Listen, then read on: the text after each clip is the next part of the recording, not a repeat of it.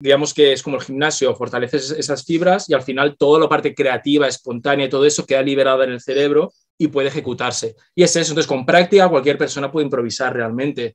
No deja de ser una programación cerebral que uno hace.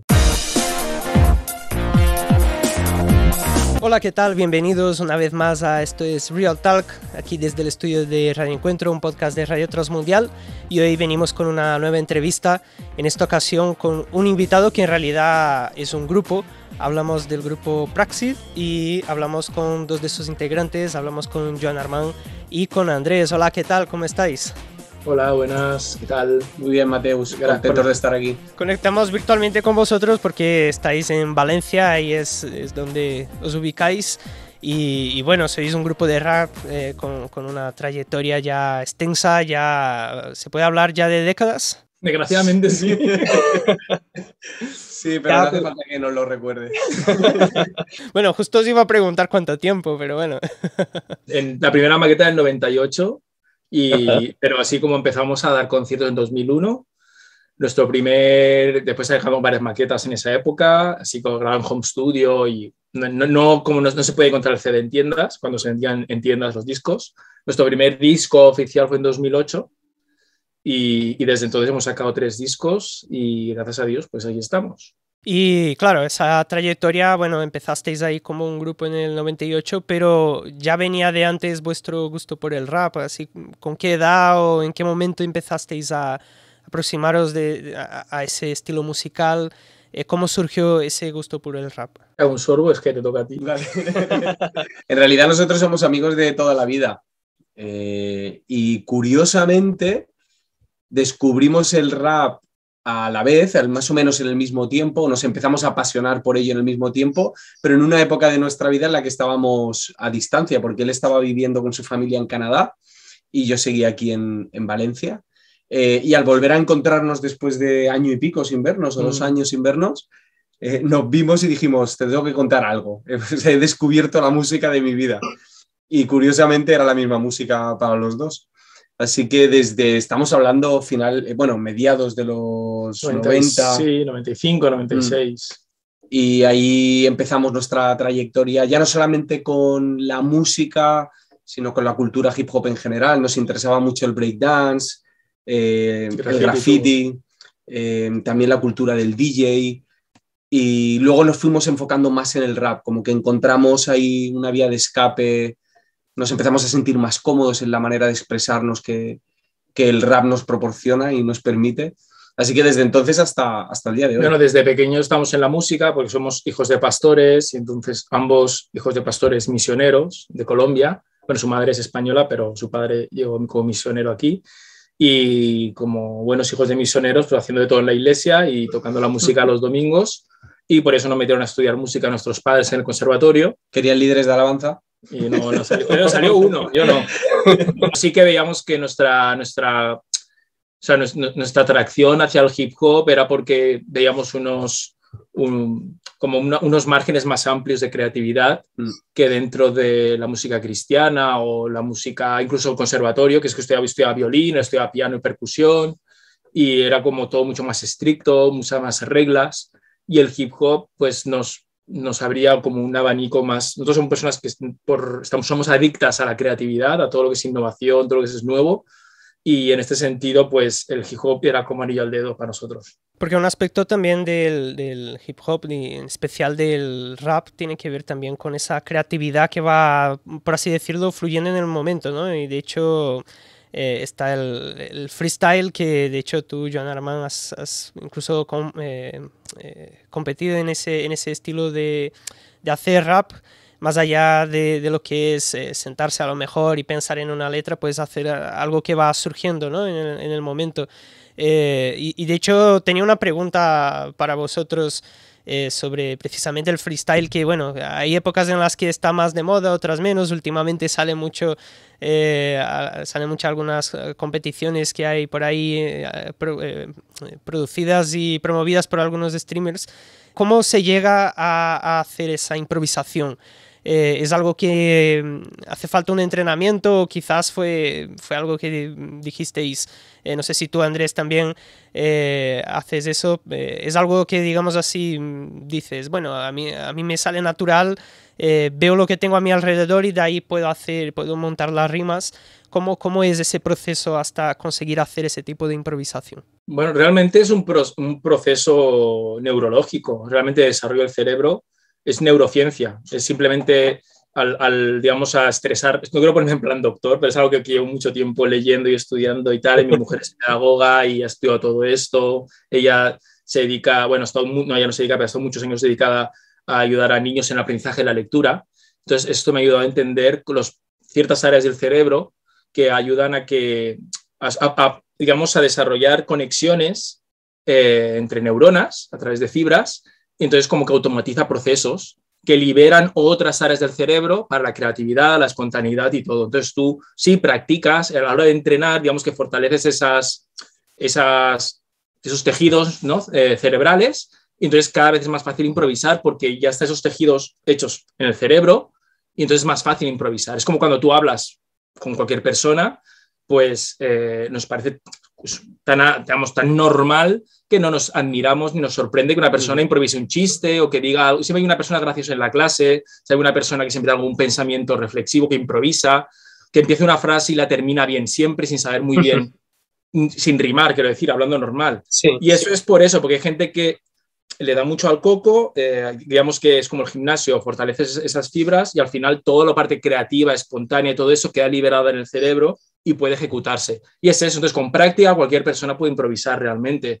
No deja de ser una programación cerebral que uno hace. Solo que sé que es una respuesta muy demasiado como fría, ¿no? Molaría que fuera una respuesta más mágica, ¿no? Pues sí, pues la inspiración, las musas y me levanto un día e improviso. Luego está, una vez, digamos, esto es como el fútbol.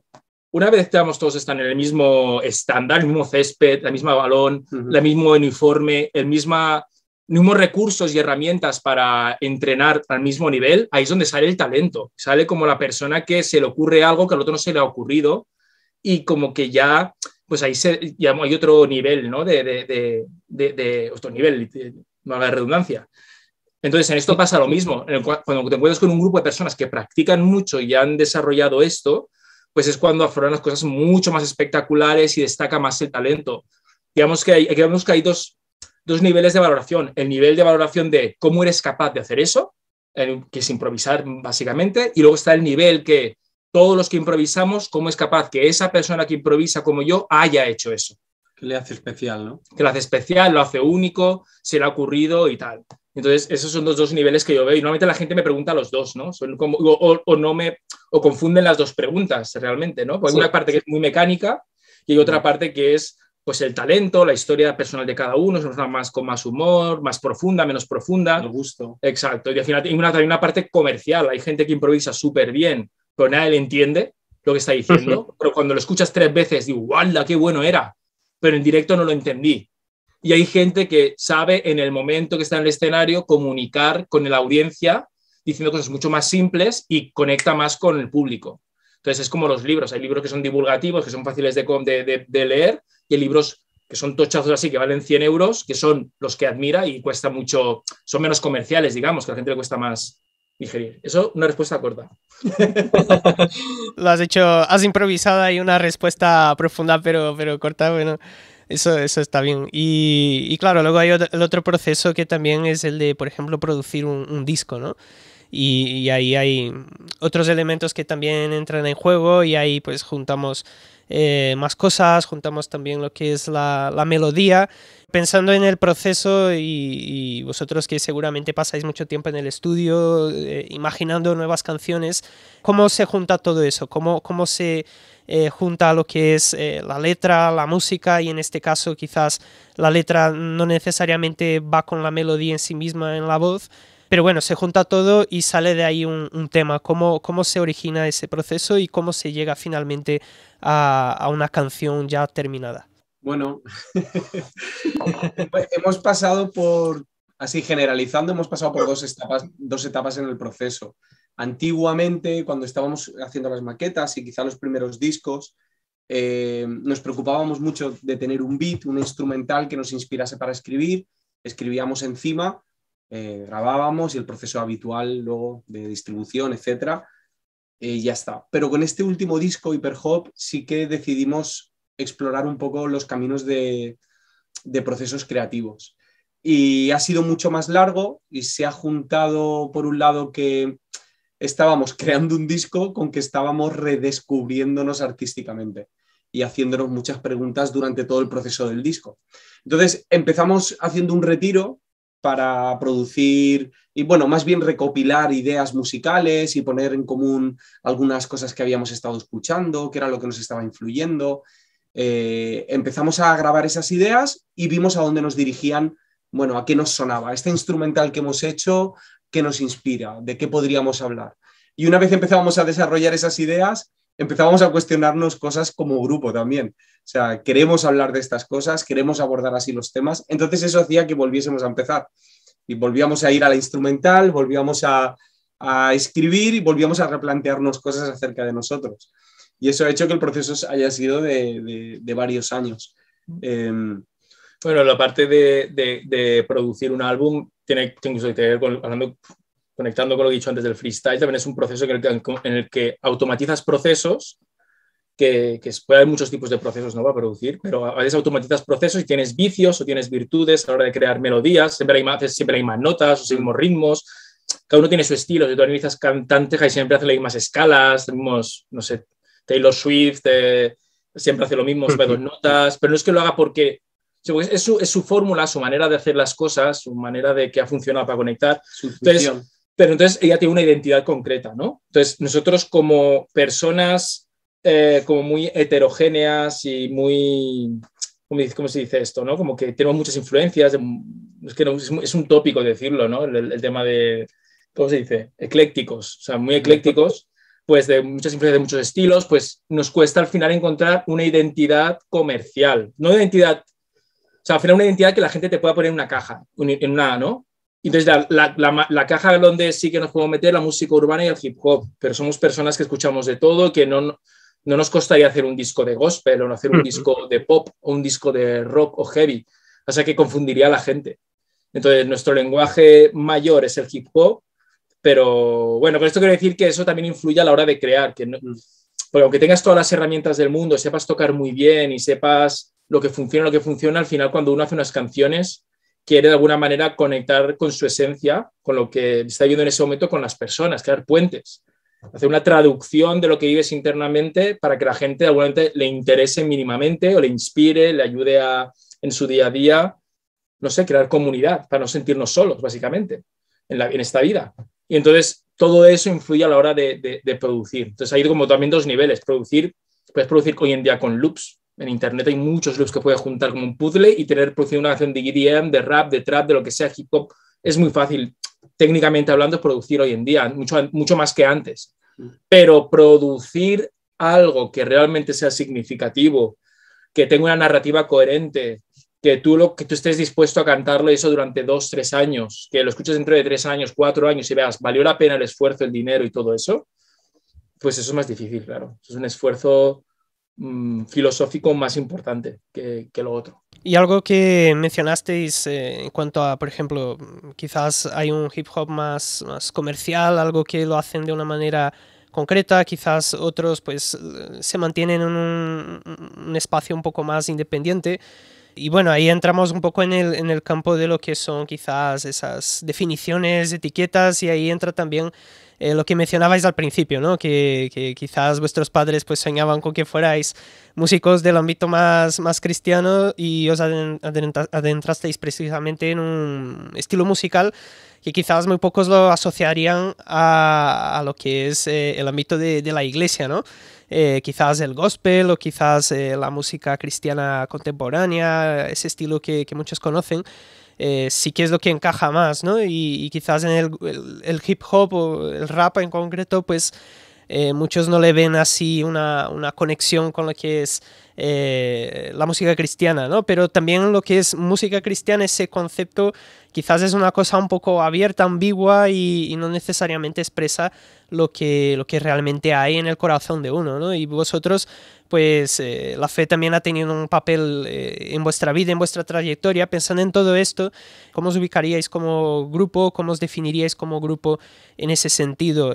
¿Consideráis que la presencia de la fe en vuestra vida, en vuestra trayectoria, define lo que hacéis, o es un ingrediente importante pero no necesariamente como muchos a lo mejor pensarían, ¿no? Praxis es un grupo cristiano.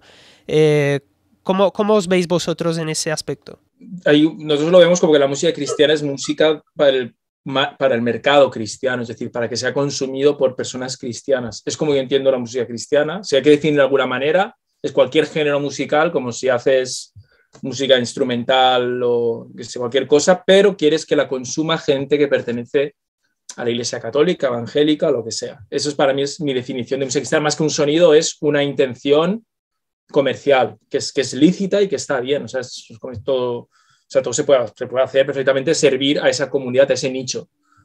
En nuestro caso, por definición, partiendo de esa definición, no es música cristiana porque no estamos dirigidos. Nuestra música no está dirigida a este público en concreto, sino es más universal. O sea, no es que no esté dirigida, es música universal, como, digamos que está dirigida a un público que le gusta el hip hop básicamente y le gusta también la música alternativa, yo creo que es la palabra. O sea, que no es la típica de mainstream, que a lo mejor habla de cosas un poco más primera capa, ¿no? Más superficiales sin ser negativo. Entonces, claro, todo lo que diga se puede entender como negativo, porque hay música que tiene que ser superficial. Si no es superficial, no se disfruta, porque no vas a estar ahí bailando una música que te está ahí explicando algo súper profundo, ¿no? O sea, no conecta realmente con el mood. Entonces, hay de todo. Entonces, en ese sentido, nosotros no es música de baile, no es música, es música para escuchar, realmente para escuchar con auriculares, para ver en directo. ¿Por qué? Porque es como música para una inmersión total. Es como, tienes que sumergirte en nuestra música, si no, no te va a gustar. O sea, no va a ser... Esto hablamos mucho, es que la gente hoy en día, pues hoy en día no, siempre, digamos, la música más comercial ha sido que es la música que te pone en un mood, ¿no? En un mood, en un estado de ánimo. En un estado de ánimo muy concreto, ¿no? Y luego está la música más reflexiva, que ese es el estado de ánimo, el estado de la reflexión, que es lo que ha acompañado el rap siempre, y creo que nosotros hemos crecido ese tipo de rap más reflexivo. Entonces nosotros venimos de esa escuela de la reflexión que pues es muy de micro nicho. Realmente no es un nicho de radio, no es un nicho, es un nicho de conectar con personas que buscan, como digamos, son muy filosóficas o que buscan algo más allá de lo habitual, digamos. Nosotros podemos hacer perfectamente una canción cristiana. De hecho, yo he hecho canciones cristianas. O sea, yo he colaborado con proyectos como Canta y Ríe, que es para niños, y he hecho la canción del hijo pródigo, o canciones o la de Josué, que son canciones cristianas. Y no, o sea, no tengo ningún tipo de vergüenza, ningún tipo de... como intentar... No, yo como... La música cristiana es de segunda categoría. No es nuestra intención, no es ese tipo de arrogancia o de, ¿sabes? Como que te sientes superior, sino que es una cuestión de definición. O sea, es que escucha nuestra música. No está dirigida a gente cristiana. Aunque los cristianos la pueden disfrutar, igual que disfrutan otro tipo de música de otros lados, ¿no? Que no es cristiano también. Llegamos ahora a vuestra última producción, vuestro último álbum. ¿Qué destacaríais como algo así especial, diferente en relación a los demás proyectos? ¿Qué elementos nuevos habéis encontrado y habéis incluido en ese álbum, que sin duda pues está lleno de esa reflexión, ¿no? Como decía Joan Armand, ¿qué es lo que podríais destacar así como algo especial que incluís en esta producción nueva que habéis sacado? Pues yo diría que por un lado la música ha resultado ser más dinámica de lo que ha sido en el resto de trabajos, es más elaborada, creo que queda más clara la influencia que tenemos los tres de la música, hay mucho de los tres en cada canción. Entonces es un disco con muchos cambios, con puentes, con coros, subcoros, así todo el rato, pero que compagina con una letra muy sencilla. Las letras son más simples, las métricas no son muy complicadas. Hemos optado por contar historias, queríamos contar historias y casi cada tema es una especie de parábola, algunas más fáciles de entender, otras más difíciles, con más capas, pero ahí hay como una combinación muy interesante entre una música compleja y unas letras más sencillas. Pues muchas gracias, Joan Armand, muchas gracias, Andrés, por este tiempo corto, pero bastante profundo lo que habéis comentado. Hemos hablado ahí de algunos temas pues que van un poco más allá y la verdad es que aunque sea improvisando, pero bueno, hemos hablado desde hasta de la neurociencia, pero bueno, espero que eso despierte pues también el interés de muchos por el hip hop, por el rap y nada, mucho ánimo con este nuevo proyecto y también con los próximos proyectos que tenéis por delante. Muchas gracias a ti y nada, hasta otra ocasión. Un abrazo, Mateus. Pues aquí nos quedamos con esta entrevista al grupo Praxis. Ya sabéis que nos podéis seguir en las redes sociales, en las diferentes plataformas de podcast, de vídeo, y volveremos con otras entrevistas de este espacio. Esto es Real Talk, un espacio de Radio Transmundial aquí desde el estudio de Radio Encuentro en Madrid. Hasta pronto.